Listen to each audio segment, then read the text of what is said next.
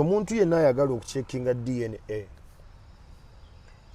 nze nja kusaba nga tonnagikola kakasa nti oli mugumu kubanga kasuku abantu bagenda kwetuga. The reason why the biggest numbers are men going for this because abasajja bakimanyi nti bakyala baabwe benda naye kitufuula abasajja nti omanya n'obalamu return on investment kati bwenaamugoba tenziremu emotional capital bano abaana banaategeera nnyabo omulala obala ebintu bingi nga taata noga kankikwata empola naye tekitegeeza nti baba tebamanya abasajja nti bakyala baabwe babenda. The problem kati nze kyendaba lwaki emboozi eno etintimuse nnyo nti tufunyeemu affordability and different avenues ezalabout ezikola DNA testing. Kubanga luli eyewandegeya wateekwanga okutwala ebbaluwa ebawaliriza okukebera whether it is from court or from police to confirm kati kyalwere raise fair economy olietaddeyo kliniki ye n'agisaawo which is not bad. It's a free world. Nenzo obuzibu bwe mbulina awantu wamu obulango bwe bakuba oli mu mmotoka ovuga oba oli ku booda taxi ng'ekuli mu maaso nengeriko ekigambo are you sure those are your kids? Kati because society mwe tuwangalira abantu balina trust issues tebakyesigaŋŋana nti bw'atunulira mukyala we ng'afuluma naga ha leero anadda. Now they are riding on that. Naye kasukunja gwokulimu akafaananyi otudde emmotoka ovuga oli n'omwana waffe n'asoma ekitabo ekiwandiiko ekyo ku mmotoka are you sure those are your kids? Omwana n'akubuuza daddy what does it mean omunnyonnyola otya? Do we have regulators of this? UCC wano werina okukolera ennyo emabegako bw'ojjukira twalina bayitanga ba reflexologists agamba genda mu reflexologist manyi bakufumita buzi until when the Minister of Health realized that this was actually misinforming some ailments. Ne bagamba bakoma ba reflexology era ne n'obupande ne bukola ne bubula because there was an intention from the ministry to stop it. Nga baali baleeta ekyuma Webale nnyo mwoteeka ebigere ng'ekyo bakiranga mbu kino omanyi omubiri gwe gwonna emiswa gigufuga giri wansi mu bigere bwe kikugira bwe kiti simanyi owona kino abantu batandika okugaana okugendanga okufuna real medical opinions nga badipendingira ku ekyo ministry nevaayo n'ekikubako stop. Right now tulina DNA UCC wano weerina okujjira. This is the issue because this is against a family unit. The moment a family unit is broken, the state will be broken. Nakugamba nga nakava Thailand agenda y'abantu bali bweri nti kibasinga okwagala kunafuya maka. Taata bw'aba taliiwo maama nga taliiwo target agenda kubeera mwana.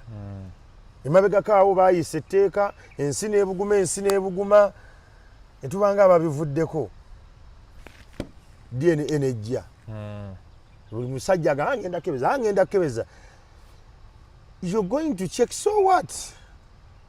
Because agenda ngazi okusinga gwe bwolowooza kankubuulire bano abantu balina emitendera mingi gye bagenda okumenya omugigi gwaffe kasuku nti bo banoonya awantu emuli sensation nti omwana ne mukuza nga siwa ngenda mutanaka. Yeah, but Chamagero, don't you think everybody should raise their children? Obo mwana baba siwo n'omanya nti si wange mwana wa uncle wange wani. Don't you think there is a way someone could feel cheated? You raise a child knowing that's your child and it's not? Let me ask you a question. Because the biggest challenge is eventually at some stage nadala abaana nga bakuze. Ogendola mama we abamu akugamba mu bukulu abalala amukukusa. Do you know why? Namugamba nti taata wo y'oli. Do you know why among the Baganda and the Bantu omwana ow'ebbali bamwanjula mukulu? I don't know. The child development stages are critical here. Omwana gw'ogambye nti sinze nkuzaala ku myaka 5 afuna damage ye ng'omuntu. Now she or he has questions that can never be answered. Lwaki nze bankweka taata wange? Lwaki mama wange yankweka? Kino ekintu kyebanga ekyokusaaga naye omwana oyo akula n'obukyayi n'obusungu bw'otamanyi. nti gwe ne bw'osalawo n'ogamba nti ngenda mukuliza wano waka, the fact that nti yawulira waliwo amugamba nti gwe toli wa wano, because in life we thrive to get a belonging, an association that I associate with this family, I belong to this family. Omuntu yenna atalina buvuna buddo na nsibuko gy'ava atawaana mu nsi.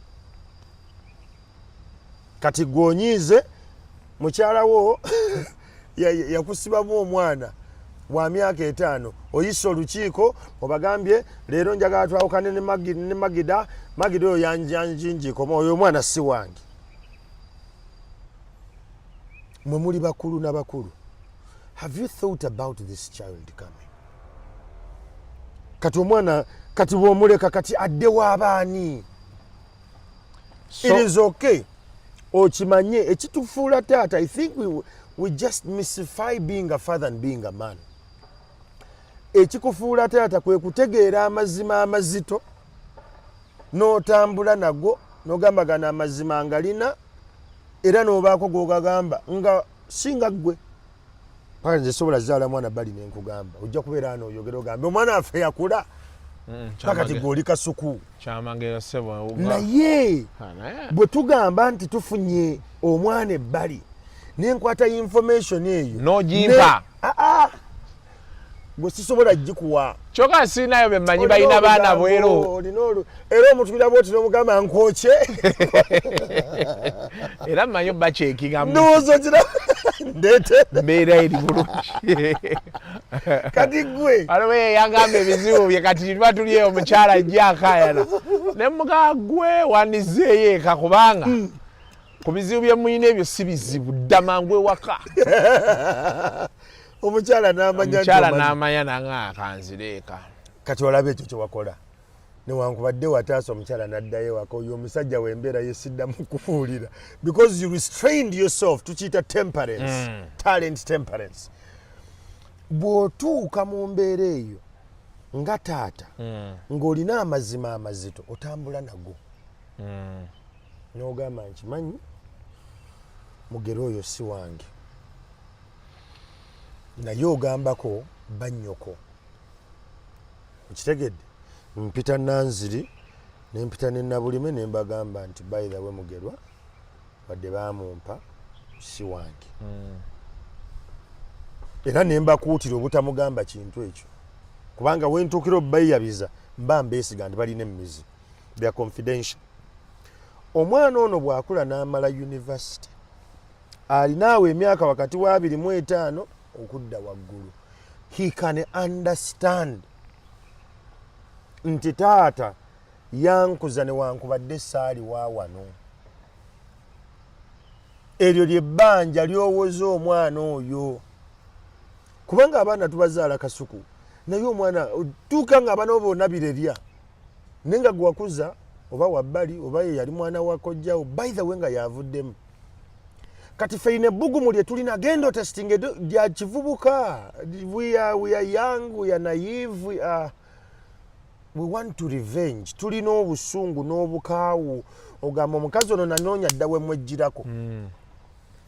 Naye ng'ate ne DNA test twategedde nti omusawo bamugyamu ennyo asobola okukwatamu.